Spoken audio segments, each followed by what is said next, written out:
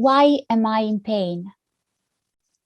Is it because the body and soul are part of something larger and something shared?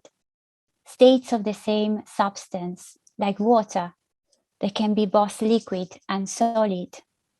How can what does not exist cause me pain? Welcome to this special episode of Translating Illness, provocatively entitled Translating Psychiatry. This episode is part of one of Translating Illness's sister projects called Visualizing Illness, an incipient collaboration between art historian Gloria Boeri and myself. To open this episode, one that is particularly dear to me, I have chosen Olga Tokarczuk's words, taken from her novel Flights. These words, I think, capture one of the paradoxes that characterizes the experience of psychiatric suffering. The fact that our internal life is invisible, untouchable, and often even unthinkable, in that it eludes linguistic, cultural, and logical reasoning. And yet the invisible stuff that makes up what we think and feel can be as impalpable and dreamy, as daunting and real. Today, I have the privilege to ask some of the most urgent questions surrounding the representability, or perhaps I should say the translatability of mental distress, to one of the most sensitive and talented experts I know, Dr Alvise Sforza Tarabochia, Senior Lecturer in Italian and Head of School of Cultures and Languages at the University of Kent here in the UK. Welcome, Alvise. Thank you very much. Sorry, I was on mute. Thank you very much, and thank you very much for the very, very kind words. Alvise specializes in medical humanities with particular focus on intersections between visual culture, especially photography, and medical sciences, especially psychiatry. He also researches the history and philosophy of psychiatry and forensics, Italian biopolitical theory, and Lacanian psychoanalysis.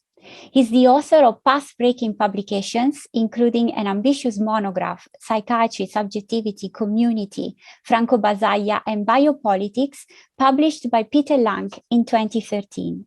More recently, Alvise has investigated the visualization of insanity and the othering of the insane, both transculturally and transhistorically. He's currently working on a book tracing a cultural history of the representation and thematicization of mental illness, and I can anticipate that Alvise's contribution today will generously draw upon some of the ideas explored in this project. What strikes me most about Alvise's scholarship is his ability to highlight psychiatry's supramedical dimensions, economic, social, political, by way of a nuanced comparison of different forms of clinical and cultural alienation. Psychiatry cannot but be a marginal, radical discourse and experience, an alternative lens through which we happen to see ourselves and the world.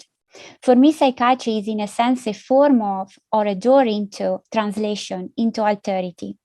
The social-cultural roots and effects of mental alienation are lucidly explored in The Years of Alienation in Italy, Factory and Asylum from the Economic Miracle to the Years of Lead, a volume that Alvise co-edited with Alessandra Diazzi in 2019, and that I strongly recommend to you for its variety and depth. Alvise contributed to this volume with a chapter entitled Mental, Social and Visual Alienation in Alessandro's Photography, and it is from a consideration on the photographic gaze that I would like to start. So why do we need to see mental pain, and how can we make it visible? What is then the role of visual media in this all-rounding, daring form of translation that does not necessarily clarify meaning? And what are the ethical risks of translating what hurts us, and in this process of revelation may, in a sense, hurts us even more? Thank you very much. Thank you very much for the invitation. I'm delighted to be part of this project and honored by it and honored by your very kind words of introduction. So yeah, thank you very much. This is a very important question. Why do we need to see mental pain? And this question is at the core of my current research. And I will say straight away, of course, that I don't have an answer yet. And I don't think we can have an answer on why we need to see mental pain, but we can generate working hypotheses, and that are, I believe, I believe quite convincing, and that can tell us a lot about the ways in which we visualize mental disorders across history, the way in which we visualize mental disorders today, and what does this tell us about our understanding of mental disorders. Let me rephrase the question through by means of a quote by Rosenan, who published in 1973 a very important article, a seminal article in which he showed the findings of a kind of experiment, a very impertinent experiment that he did. Rosenan was a psychiatrist, and he sent several of his students across various asylums in the US, telling them to fake symptoms of schizophrenia, and to see how many psychiatrists in institutions across the US would be able to spot that they were fakes. All of them got interned in the asylums. Rosenan said that those were his students, and psychiatrists across the US protested and said, but you didn't tell us that we would be subjected to this experiment, so send us again your students, and we will be ready, and we will be able to discern them very well. So he said, okay, I'm going to repeat the experiment, don't worry. And all of a sudden, psychiatrists all over the country started spotting students and saying, "Oh, this is a student of Rosenan. This is definitely not schizophrenic," and so forth. And Rosenan said, "Look, now I didn't send anyone." And so he concludes: if sanity and insanity exist, how shall we know them? How can we discern the sane from the insane? How can we distinguish them? And in this form, the question is at the core of my current research. Why do we need to see mental pain? We need to see mental pain because because I believe that we need to understand who is suffering from mental pain and who is not. We need to discern, to distinguish the sane from the insane. The way in which we approach, I don't have an answer to this question yet, but what is clear is that the way in which we have approached and treated mental disorders over the course of history and across culture is visual, is centrally visual. We, across cultures, across history, we seem to always need a way to tell the sane from the insane, to identify the insane in order to treat them differently for a long period of time, to marginalize them, to segregate them, to separate them from the society of the sane. And the way in which we have been trying to tell the sane from the insane is first and foremost visual. If I can have slide 1 now, these are 2 examples of one of the codes that we have identified, one of the codes that we have developed to identify those affected by mental disorders. And these codes have permeated medicine and the arts alike. One of these is physiognomics, the study, in inverted commas, of the link between interior traits and exterior traits, whether those were personality or behavioral traits or mental disorders.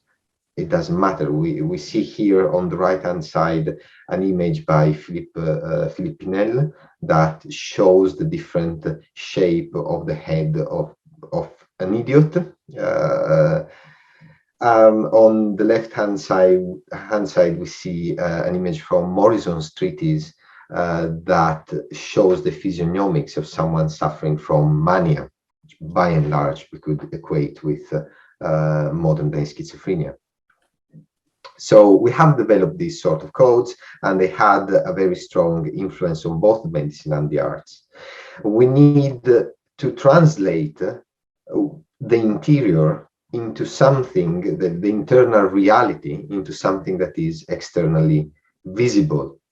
We need to visualize it as much as we need to externalize it. And one of the first metaphors of mental disorders, visual metaphors of mental disorders that I have encountered is that of air. And now I'm going to go 1,000 years before photography that you have mentioned. If I can have slide 2 now. Across history and in very different cultures, we find madness, mental disorders visualized through air. We can see it as vapors or as smoke that obfuscate the brain in humoral medicine, which humoral medicine that recommended trephination of the skull to release these vapors from the head, a practice that was attested until the 18th century to treat epilepsy that was considered a mental disorder until then. And in these images, we see madness depicted as an inflated or deflated, in some cases, balloon sack that is carried at the end of the stick. And this is, I claim in an article recently published, The Stuff of Madness. This is the follis inflatum that Augustine uses in sermon, in sermon 70a, to call the proud man who is not humbled by the presence of God. Follis inflatum is an inflated balloon from which there derive the words folly, folie, folle, follia in Italian and French, fool in English, and so forth. The follis inflatus, this inflated balloon. Or even, and if we move to slide 3, please, even as a bellows used by demons to pump madness into humans through every possible cavity and hollow in the human body. And in slide 3, we see a misericord from Malvern Priory, where a demon is inflating through the bottom of a madman the insanity. Or finally, we can see madness represented as air in the pinwheel that we can see in slide 4. Pinwheels that are carried by early modern fools. We see, for instance, bottom left, the one from Cesare Ripa's Iconologia. We see in the middle Mitelli's Proverbi Figurati, in which the fool who is contemplating death starts to become wise, and we see the pinwheel broken at his feet. Or finally, we can find madness represented as air, even in the in the broom on which witches and wizards fly in the air. So air, being the invisible element par excellence, helps us to visualize madness as invisible. It works at a metalinguistic level as a metaphor, not only of madness, but also of the need to make madness visible.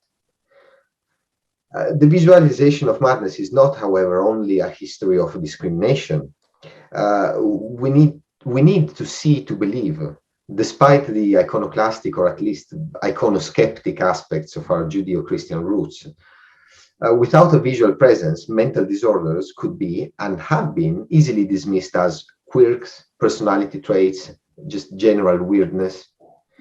During the medical revolution of the 19th century, when medicine was becoming specialized and grounded in the visualization of illnesses, probing inside the body, looking at organs, magnifying reality to see microorganisms, to see at a microscopic level, with the invention of instruments that allowed to probe and to look inside the living body, the medicine that dealt with mental disorders, whether it was called psychiatry, freniatria in Italy, alienism, struggled to achieve the same visibility. So it is not, I believe, the lack of an organic origin of madness that early psychiatrists struggle with. It is a lack of visibility. Mental disorders did not lend themselves to be visualized with the instruments available. There was nothing to be seen. Hence, the most creative medical theories, such as Henry Cotton's bacteriological surgery, according to which mental disorders were caused by localized infections, which could be excised or removed. So he proposed, for instance, exodontia, the extraction of teeth, to remove the source of infection, to remove the focus of the infection. He called it the focus of the infection that originated, that was at the origins of hysteria. We see a depiction of it in the otherwise rather lackluster film A Dangerous Method, where the protagonist who is suffering from hysteria gets her teeth pulled out as a groundbreaking cure for neurosis. There are not necessarily ill intentions behind the visualization of mental disorders across history, but as we know very well, it is a history that tends to culminate with the discrimination and segregation, whether mental disorders are visualized or not. So we always sit a little bit in between when we are looking at these things from a critical point of view. Thank you, Alvise, for this rich and deep response. And my second question, in a sense, would like to expand or reflect a bit further around the ethical sphere, especially when you said the need to visualize the invisibility of mental illness, in a sense, is the expression of our need to understand and urgency to understand who is suffering and who is not. So some critics, such as John Foote, have pointed out that one of the dangers of depathologizing, or as Franco Basaglia put it, of bracketing mental illness, is assuming that medicine does nothing to help these people, or that mental illness is not an illness like the others, or even an illness at all. So what can we do as friends, family, citizens, and scholars to move beyond the division between the physical and the mental, and how can a humanistic gaze help us do so? Also, could you perhaps give some examples, even though you already done this, but further examples of the ways in which clinical psychiatry has translated the cultural visualizations of mental suffering into treatments, thus showing ways of overcoming the separation between body and mind, the visible and invisible? Yeah, thank you very much for another very, very important and urgent question. I think in all of these ideas of bracketing mental disorders, but even criticism towards the idea that bracketing mental disorders does a disservice to the treatment of mental disorders themselves to a certain extent. What is revealed is that we have always struggled, and we continue to struggle, with the separation between mental and physical, which is just a continuation or an overlap of the separation between the spiritual and the bodily, the soul and the body, however you want to put it. There is an ephemeral, non-physical, non-biological entity that inhabits somehow the physical body, the physical world. So we think that we have a body, our mind is inside the body. But there is no such thing as a disincarnated, non-biological mental sphere, as much as there is no such thing as a community of people who don't have a body, who are not a body. There is no such, and as such, there is no such thing as a mental disorder that is not biological, that is not part of our brain chemistry, neurochemistry, that is not part of who we are in the physical world. But this does not mean that mental disorders originate exclusively in brain and neurochemistry. Engels's 1977 biopsychosocial model remains the most convincing one, if not the only convincing model for mental disorders. Mental disorders are multifactorial, perfectly multifactorial. So, of course, we are nothing more than our brain chemistry. We are nothing more than our bodies. But at the same time, society, community, family, from a positive or negative, as you want to put it, point of view, and discrimination, bullying, for instance, from a negative point of view, just to name a few, have a very strong impact on our mental sphere. Thus, they affect the biological processes that are our mental sphere. And we have plenty of evidence for this, that whatever happens in speech, whatever happens with others in our social interactions, that we cannot measure in any form of way biologically, then ends up having a profound impact, a profound influence on our mental sphere that obviously we know entirely resides in our brain chemistry, in our bodies.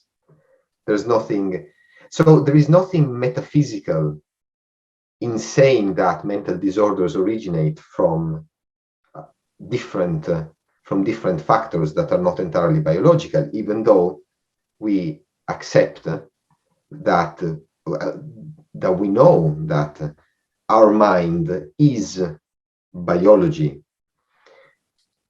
The role of scholars in the humanities, therefore, I don't think should be to question facts, but to understand how these are communicated and how the communication of these facts affects us and affects the consequences of these facts. In the case of mental disorders, while there is no denying that mental disorders pertain to the biological, because there is nothing beyond the biological, casting a gaze towards certain psychiatric approaches means to question the univocity that these beliefs can give rise to. Can mental disorders be visualized with the current available technologies, PET, for instance, fMRIs, functional MRIs? The answer is simply no, they can't. Brain imaging in psychiatry has absolutely no bearing on the clinical. We can visualize, well, not myself, of course, but neuroscientists can visualize the ballpark of different patterns of neural activity or blood flow in the brain, and sort of distinguish how these work in average terms in brains of people who are reportedly not suffering from a mental disorder, and distinguish it from patients who are affected by a mental disorder, reportedly, declaredly, especially schizophrenia. But if you go the other way around, and if you show a brain scan to a psychiatrist, they would not be able to tell if that's the brain of a person who suffers from depression, who suffers from schizophrenia, or who suffers from nothing. And that's not because they are not very capable psychiatrists, or because they have not received adequate training. It's just because it's impossible. And this does not mean that it will be impossible forever, or that it is impossible to cure. One day it might be, but as things stand, we need to recognize that the general public's perception of brain imaging And the hopes that we have for brain imaging, as far as mental disorders are concerned, is just the tip of the iceberg of a very long history of a desire or even obsession for making madness visible. And I hope with this discussion about brain imaging that I have added one further example to the ones that are probably a little bit more distant in time, the ones that I mentioned earlier. Thank you, Alvise, for this cross-disciplinary journey between the visual art and neuroscience and brain imaging. Yeah, what strikes me is, in a sense, yes, the way in which we are asked to understand and to tackle mental disorders, as you said, multifactorial diseases, perfectly, as you said, multifactorial, but also terrifyingly multifactorial.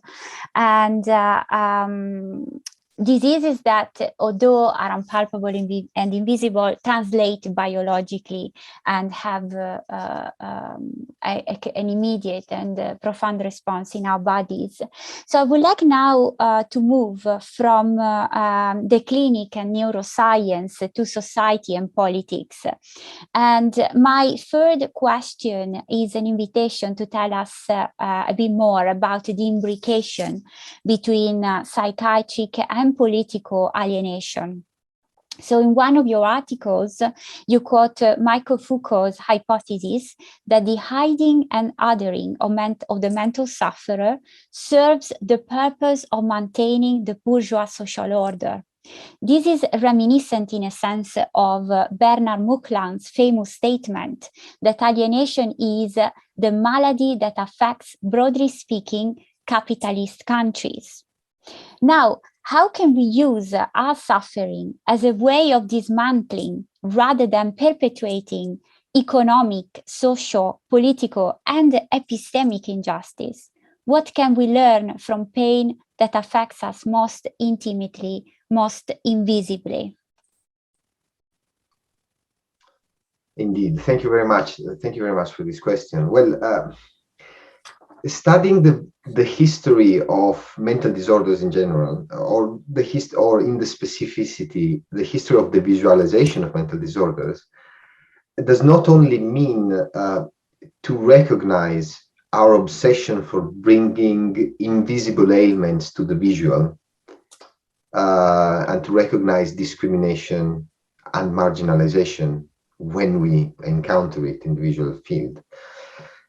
It also means to recognize that there are some recurrent patterns that show very clearly that as humans, we have always suffered from mental disorders, as much as the cancer and viruses have always been around. Franco Basaglia, in his Conferenze Brasiliane, is often quoted to have said, I never denied the existence of mental illness. Mental illness exists like the flu. So melancholics in ancient Greece probably suffered from depression, even though, of course, it was not caused by the black bile evaporating. The manic probably suffered from schizophrenia, even though that was not breathed in by the gods who drove them mad. So we have to be careful, and one of the things that I keep repeating these answers is being careful. As scholars in the humanities, we have to be very careful in general. Claims such as Foucault's, in adopting Foucault, we have to be very cautious, because claims such as Foucault's go a very long way in understanding the roots of how our society ended up instrumentalizing mental disorders and their treatment, and put these at work at the service of the social order. But it does not have, Foucault's studies don't have any purchase in telling us that mental disorders were born with capitalism. That's simply not the case. Or that the bourgeoisie is at fault for having invented mental disorders. That's simply not true. Even though Foucault has been used time and again, and he himself, to a certain extent, claimed that, and he has been used time and again in support of such claims.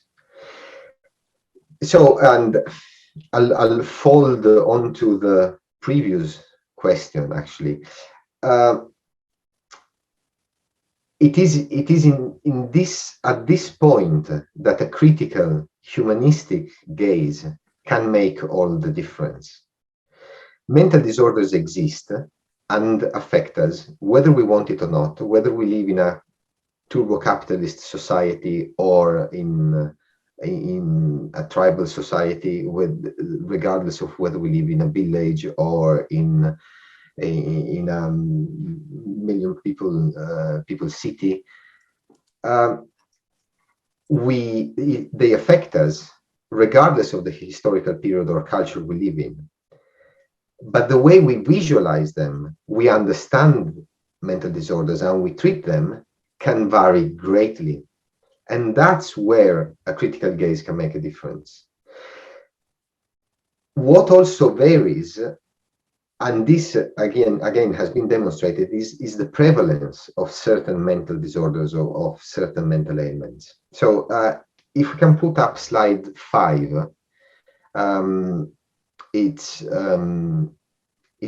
marginally relates to what I'm about to say. This is advertisement for a benzodiazepine, not exactly diazepam Valium, that I'm going to talk about. So when diazepam, first commercial name Valium, was patented by Hoffmann-La Roche in 1959, it was widely marketed and prescribed as Mom's Little Helper. It was the pill, the medicine for women's anxieties that would cure this epidemic of mothers, housewives suffering from generalized anxiety disorder. There is no denying, of course, that many women at that point were indeed suffering from generalized anxiety disorder and or depression. And most probably, those who were suffering from generalized anxiety disorder and or depression had some sort of altered brain chemistry, but the cause was certainly not in the brain. It was purely societal. Women were discriminated, marginalized, relegated in the roles of mothers and housewives. That's patriarchal society 101. And the world was rapidly changing, but it was not changing rapidly enough for discriminated categories, such as women in this case. And the cure for this was equally cultural. It was a tranquilizer. It was something to quench, to cull the anxiety towards a changing world, to put patients, women in this case, back in their place within the social order. It is to this extent that Basaglia's quote is central: freedom is therapeutic. Our hurts, our ailments trigger all sorts of alarm bells. If I feel a lump, I get it checked. If I have an ache, I get it checked. If I feel anxious, depressed, this of course is an alarm bell that I might be suffering from a mental disorder, depression, and I might need to get it treated as such. But it might also be an alarm bell that something is not right in my life, and I might need to address it. It might also be an alarm bell that something is wrong in society itself, that for one characteristic or the other, I might be being marginalized, discriminated, or my work conditions might be terrible. And again, the moment we say this, we have to have a word of caution. We have to be very careful. We cannot claim that we should approach someone who suffers from depression and ask them to do something about it, to fight society, to fight their community, to fight for the rights in the workplace in order to get better. But that's simply not what we should do. And we cannot start to think that we can discern something like genuine depression from socially induced depression, for instance. So it is to this extent, I think, that Basaglia's work and thought remain so punctual, urgent, and actual. When dealing with mental disorders, we must keep the dialogue and the very question of what we're dealing with open, and never dismiss it with what he called a technical answer. Whether that technical answer is, you're anxious, take the pill, or you're anxious, get over it, or you're anxious, fight for your rights. The only possibility here, and it's not an easy solution, is to have a very open and holistic approach to mental disorders, taking into account the multifactorial biopsychosocial model that clearly shows that causes and treatments of mental disorders come from very different places, and we need to be able to recognize them all and address them all at the same time. Thank you, Alvise. Yes, I totally agree with you, especially the words you shared about the importance of a critical gaze, which needs to be not just humanistic, but also technical and psychiatric in its own right, and the need for this integration, this communality, this synergy. So my final question, especially in the face of the diversity that mental illness asks us to confront, a diversity of perception, a diversity of responses, a diversity of languages. And here is when translation and cultures, when translation comes into being and become more appropriate. So my final question is about the problematic debate around the contagiousness of mental illness. How do we develop this idea? Why do we fear an impossible contagion?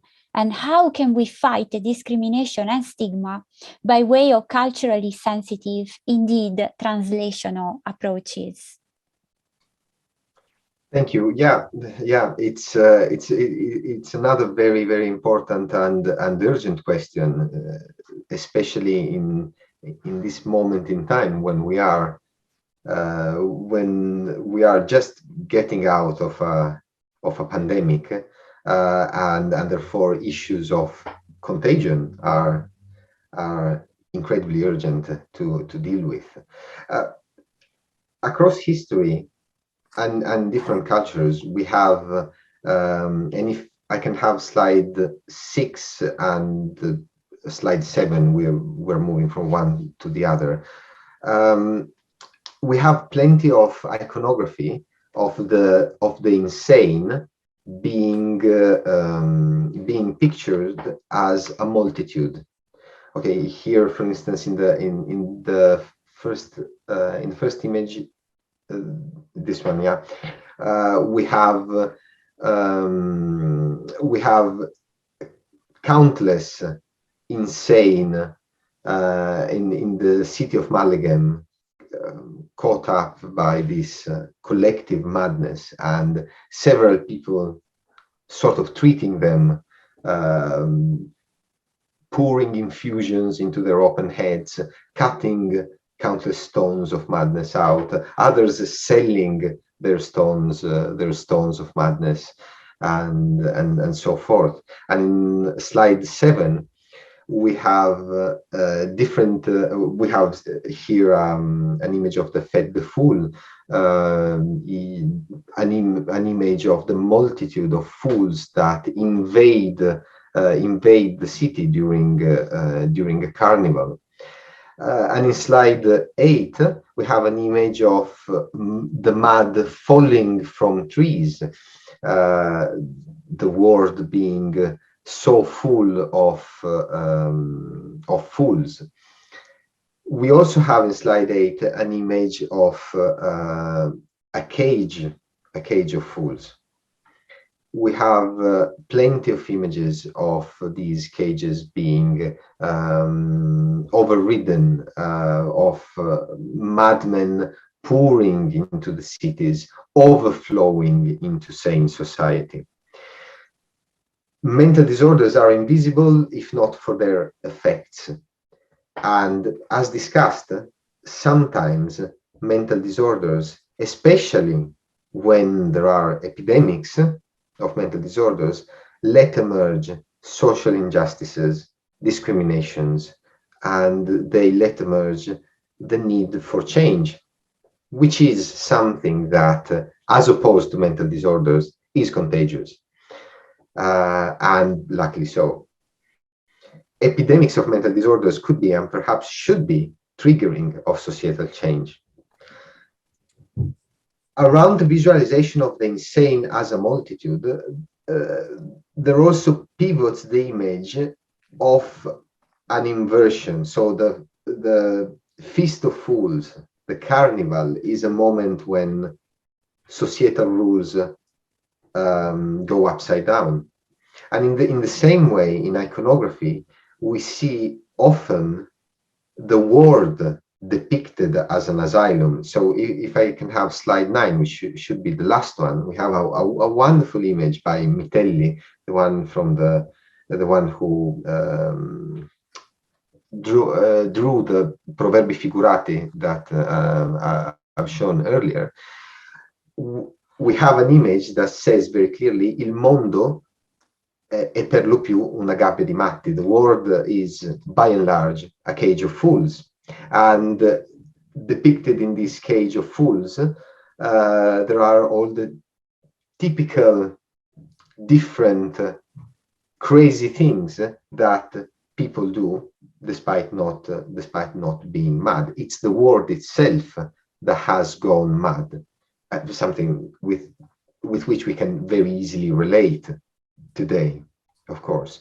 So the idea of mental disorders being contagious possibly shows us the fear that we might not be at ease with society. We might not be at ease with the social pact, with the civilization. We might be, as Freud put it, discontent with our civilization. And that indeed is contagious. So a translational approach is always a profoundly cultural and historically aware approach. Understanding how we have visualized, understood, and treated mental disorders across history and in very different cultures is pivotal in in creating a potentially inclusive approach that recognizes and accepts otherness and difference rather than attempting to marginalize it, separate it, or keep it at bay, or not only keeping it at bay, but keeping at bay its potential for contamination, its potential for raising alarm bells that something might not be working and something might need to be changed in our own society. So thank you. I hope this answers your question. I think maybe this is the one with which I had most difficulties because it is indeed very provocative and a very important one. So thank you.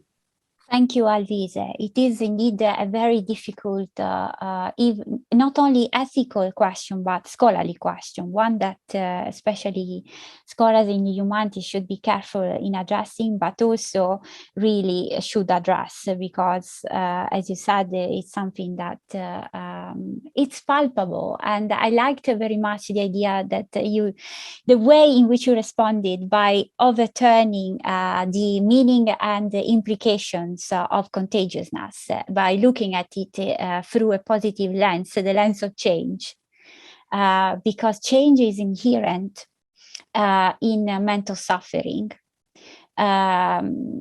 because by presenting the world in a different ways, it asks us to be, as I said, radical, alternative, and in a sense open to diversity even in a deeper way. And I also appreciated the tension between the stones of madness and the air of madness, this tension between weight and lightness that is so, that is at the heart of this kind of experiences. So before ending, I just would like to highlight two main ideas out of the many threads and considerations being raised today. The first, that the medium of photography, but also of iconography in general, images, can powerfully translate the invisibility of mental pain in ways that are, in a sense, have a century-long histories, but also, in a sense, unprecedented, because the stillness of the image catalyzes continuously, like a infinite canvas of possible receptions, in a sense. Pictures, as I said, a supposedly fixed and still instrument can outline indeed the contours of ever-shifting emotions, mindscapes, fears. Barbara Grispi, whom you quoted in your article, Photography, Psychiatry, and Impegno, suggests an unsettling path when she says that it is possible to look at the world without filters. That is, in a just and faithful manner, the secret is to become foreign. So perhaps we may add at this point, the secret is to translate. In this sense, and I'm coming to my second and last consideration, I totally agree with you when you write in the same article that the opposite of otherness, alterità, is alienation. To me, this means that otherness is a mode, or could be a mode, of awe and survival, whereas alienation can be, and often is, an offense and sometimes even a crime.